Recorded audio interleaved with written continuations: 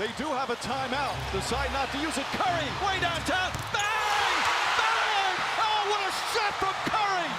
What's up, everybody? My name is Ethan. This is Courtside TV. If you're new, don't forget to subscribe, and let's get into it. So this is a video that I've been wanting to make for a while. I've been thinking about this for a couple of weeks now, and every year the buyout market in the NBA is something that's always really interesting to me. It's kind of unusual. We don't really see this in a lot of other sports where right after the trade deadline, there's always a couple of players who end up reaching an agreement with their current team. Usually it's with a bad team, a team that's not really going to be contending for the playoffs or for a title, and there's, they have some veterans on the roster. They don't want to pay these veterans. They don't want to, eat up playing time from some of their younger pieces that they're developing. So they come to an agreement to, pay out a certain amount of their salary, they get cut from the team, and then get to go sign with a contender. And so I think it's going to be interesting this year because I feel like there's quite a few players out there that could potentially be on the buyout market this year. And every year we get players on the buyout market that could really help contenders. Over the past couple of seasons, we've seen players, get bought out and sign on with contenders and really be able to help them, be in their playoff rotation and get some good minutes there. There have been, some notable ones over the past couple of years. So I think this is going to be something kind of interesting to take a look at, who might potentially be available on the buyout market this year, and we're going to list some criteria for players that I'm looking for, and then I've kind of placed them all into groups of how likely it is that they might get bought out, and the reasons that is. So what I'm looking for here is players on the last year of their contract. Usually these are players who are making more than the veteran minimum, making between like $5 and $20 million a year. There's going to be some outliers on both sides of that, but usually that's where most of the buyout candidates lie. We're going to be mostly looking at bad teams. Those are the most likely. I have a couple of tiers for some teams, for some players that might get bought out in other circumstances, but the most likely ones are going to be from the teams that aren't very good this season, and then these are going to be players who are veterans, who have been around the league for a while and are probably looking at the stage of their career where they want to go get a ring. So with all that criteria laid down, we're going to go through a couple of tiers here, and let's get into it. Alright, so this first tier is pretty self-explanatory. There's only 2 players here. The other ones have a lot more players in them, but I wanted to start off with this. I have these 2 players here, Derrick Rose and PJ Tucker. We know Derrick Rose is on the Pistons. They're not going to be very good this season. PJ Tucker, for now, is on the Houston Rockets, and who knows what goes on with that James Harden situation, whether the Rockets are actually going to be good this year or not. But either way, a trade is much more likely for either of these 2. These contracts are around the same, around $8 million expiring after this season. This is, both of these players I think would have plenty of suitors out there looking to trade for them at that current contract number, so no reason for the team to buy them out if they can get assets back for them. So technically these guys do fit the criteria, the kinds of players that we're looking for on the buyout market, but I think it's much more likely that both of them will be traded at some point this season.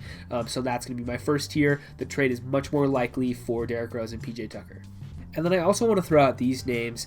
Just a disclaimer before anybody freaks out about this. I am not anticipating any of these players to be bought out. I do feel like it's worthy of a mention just because they do fit the criteria that we set up. Veterans who are on the last year of their contract, and the team probably won't be that good. DeMar DeRozan and LaMarcus Aldridge, if the Spurs can't find a trade for them, they'll probably just hold on to them on the roster through the end of the year. Similar deal with Andre Drummond for the Cavs. Who knows if he's even on the trade market at this point, but he is on an expiring contract. Otto Porter on the Bulls, where he has had a lot of injury concerns. The Bulls probably won't be very good, but at $27 million a year, they probably won't find a trade for him, but it also doesn't really make a ton of sense to buy him out, just because the Bulls aren't really gaining anything from doing that, and he still figures to be at least some part of their rotation this year. If he is healthy. And Julius Randle for the Knicks, he is still a good player. The Knicks won't be very good, but I feel like they could probably squeeze more assets out of him in a trade if they do make him available on the market. So these players, like I said, I do not anticipate any of these 5 being bought out this season, but it is worth a mention just because they do fit the criteria that I've set up. Alright, so this next group is a bunch of veterans, mostly veterans, who are on good teams. These are teams that are going to be, definitely in the playoff chase, and are probably going to be very competitive past the trade deadline. They're not going to have any reason to buy these players out here. They're going to want to keep these guys on their team because most of these guys here are important pieces of rotations. But I have this list here because every season we have, a lot of deals go down around the trade deadline, and this is why the buyout market happens, right after the trade deadline takes place, because every year there's players that end up on teams where they don't want to be. They were included in trades for the purpose of filling the salary, and they end up on some bad team, and the team doesn't want them, and the player doesn't want to be there, and so they end up coming to an agreement on a buyout.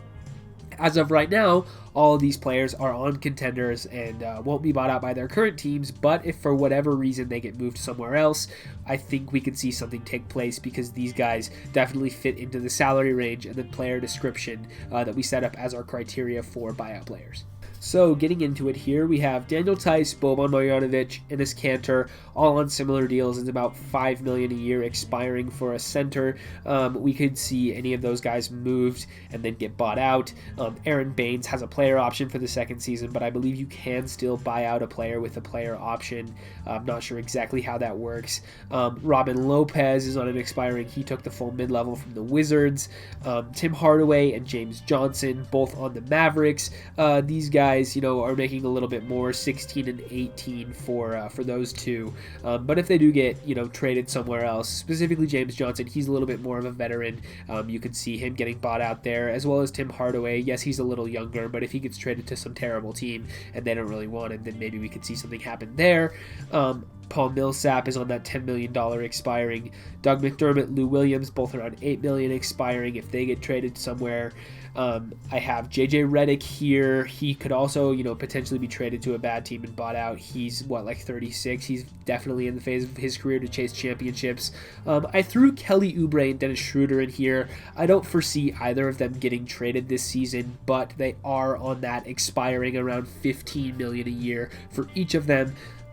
If for whatever reason either of them were moved to a really bad team, I think that it would make more sense for whatever team to maybe try to flip them again to another contender, because they're definitely both worth the money on the contract that they're on.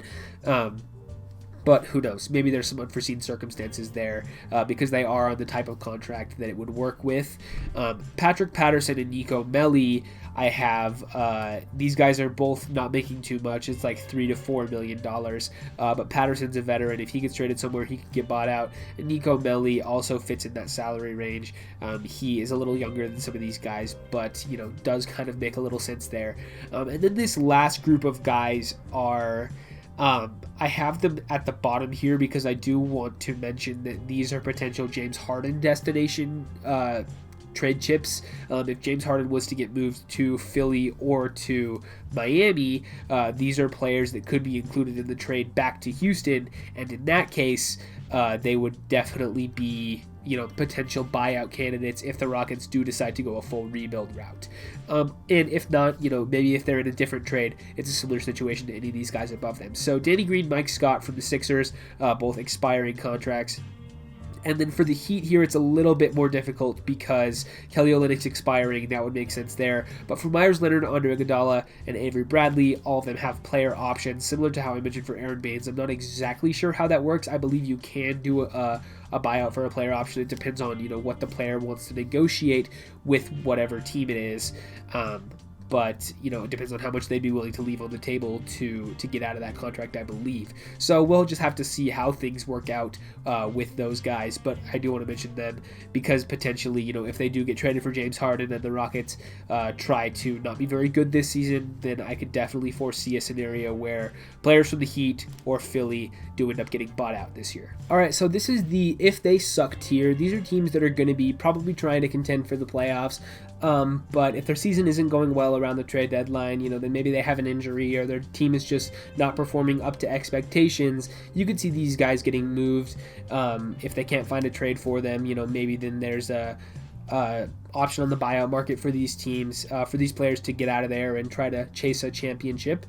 So we have, these top three, Evan Fournier, Cody Zeller, Gorgui Dieng, all in very similar situations. For the Magic, Hornets, and Grizzlies respectively, if for whatever reason they're not as good as they think they're going to be around the deadline, then I could definitely see any of those three players asking for a buyout deal and trying to go chase a championship. Rudy Gay and Patty Mills, both for the Spurs. I mentioned earlier a couple of those other Spurs players that are not as likely to get bought out. These two, I think, are much more likely. They're not as important to the roster. Both are, veterans getting up there in age. And if they can't find a trade for either of these two, I could definitely see the Spurs considering a buyout and shutting down the season early. More specifically, Rudy Gay, I think, is one of the most likely candidates out there, just because if the Spurs season isn't going well, he is, I believe, going to be 35 this year, so that is, the prime range for a veteran to try to go chase a ring at this point. Nemanja Bjelica for the Kings, if their season isn't going well, you can see something happen there. Same deal with Ed Davis for the Timberwolves. And then Tony Snell, I believe he's on the Hawks right now. Even if the Hawks are performing well, perhaps if Snell doesn't find himself in the rotation, he's not getting that many minutes, they could reach a buyout agreement there and he could go somewhere where he might play a little bit more. But this is the if they suck tier, not necessarily going to be bought out, but if their season isn't going well, then it becomes a lot more likely. Alright, so this is my most likely tier. I guess this is the top 6. These are players who are on teams that are probably not going to be very good this year, and it's pretty likely that the team doesn't want the player on the contract that they're on. It makes a lot more sense for these guys to get bought out. I would anticipate most, if not all, of these players to be available on the buyout market this year.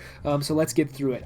4 of these guys are from the Thunder, coincidentally. The Thunder are clearly going in a direction where they are rebuilding. They're going to want to a lot more playing time to their young players.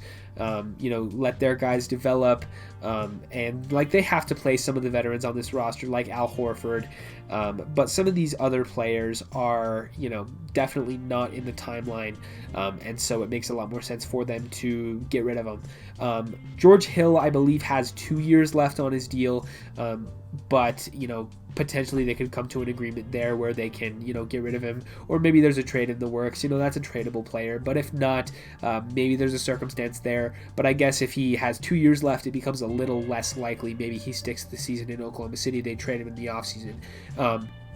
But these other guys, Trevor Ariza, you see him in the background there. I think this is probably the number 1 most likely player to get bought out this year. There's a reason I put him as the background, and he is, he pretty clearly doesn't want to be there. He hasn't played at all in the preseason. I don't believe he's even with the team right now. Would not be surprised if he just kind of mails it in for the season. I think he'll show up, but he probably won't be really giving it his all this year. He's a smart enough guy to realize this team isn't going anywhere. So I think he's mostly just biding his time until a deadline where the team will finally decide to, cut bait with him. So I think Trevor Ariza will definitely happen. Darius Miller, I believe, is coming off an Achilles injury, and he was in a trade to fill salary, I believe, part of the Steven Adams thing with New Orleans there, and he, is on that expiring contract. Who knows if he'll even get picked up by another team, but, it makes sense for both sides to kind of work out a deal there.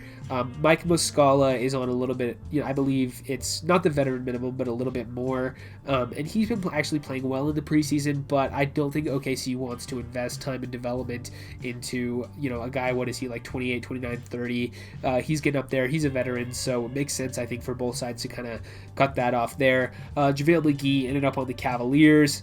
He was part of the, the deal for the Lakers, trying to clear some cap space to get Marc Gasol. He ended up with Cleveland. They're not going to be very good, and they're probably going to want to invest some of their center minutes to some of their younger guys on the roster. So I think JaVale probably will get bought out this year, and he'll be able to sign with a contender in need of center depth. And Cristiano Felicio is not very good. He might be like the worst basketball player on this list, but he's expiring at $8 million. He's not in the Bulls rotation. He hasn't been for the past couple of years. I think now that he's an expiring deal, the team is finally going to want to cut bait with him.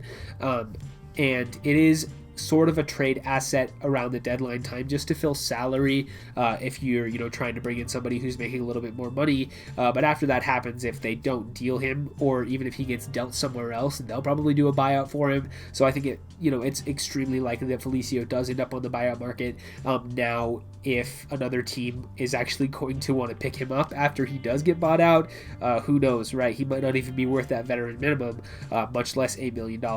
But I do think definitely Felicio is one of the top candidates for a buyout. Alright, so now I just want to end with my best available. I think these are guys who at least are sort of likely to get bought out, depending on circumstances. And these, I think that at least have some realistic chance. And if they do, would really, really help a playoff team if they were able to get their hands on them. So I just have 5 guys here that are my finalists that I really think have the best combination of likelihood to happen and actually will help a playoff team. Ariza, he's the headliner guy. I think he can still contribute. He's a guy who can shoot, been a 3-and-D wing for a long, long time.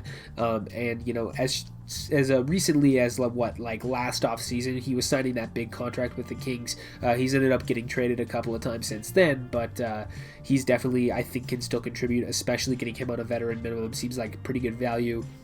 Mike Muscala has been shooting the heck out of the ball in the preseason.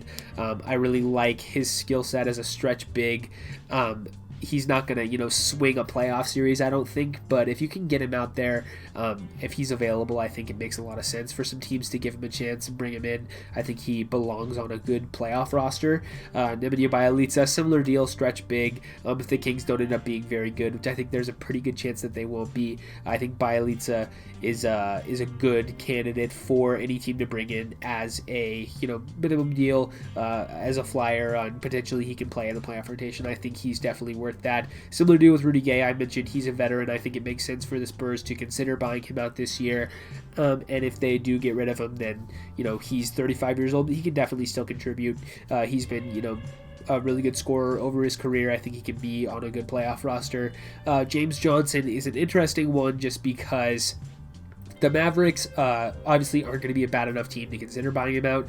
But I do think that now that they know that they won't get Giannis, which was part of the reason they brought him in the first place, it was like a DeLon Wright for James Johnson swap. DeLon Wright had a couple of years left on his deal. James Johnson's expiring, but now that they know they won't get Giannis, they could potentially look into making a move for a player who is has multiple years left on his contract, or whether it's in a bigger trade or whatever. If James Johnson ends up somewhere where he's not going to be playing competitive basketball, could definitely see him getting bought out this year, and I really think he could also help a playoff team. He's a very tough veteran enforcer type guy. He brings a lot of strength and toughness, and he'll fight you, which I think is actually pretty valuable for certain playoff teams to have that tough guy in the locker room. So I think James Johnson is another candidate if for whatever reason he does get traded away from the Dallas Mavericks. All right, so that's all I got for you tonight on the buyout market. That was, a video that I've been wanting to make. I know the buyout market is still a couple of months away, but I think it's fun to kind of look ahead and see what we might be looking at after the trade deadline takes place. But like I said at the top of the video, if you're new, don't forget to subscribe, leave a like, ring the bell if you want to, leave a comment letting me know what you guys think about this. Was there anybody that I missed? And if any of these players do end up getting bought out after the deadline this year, where would be a good fit for them? What teams might be looking to add some more depth to their roster. But with all that said, I will see you guys in the next one.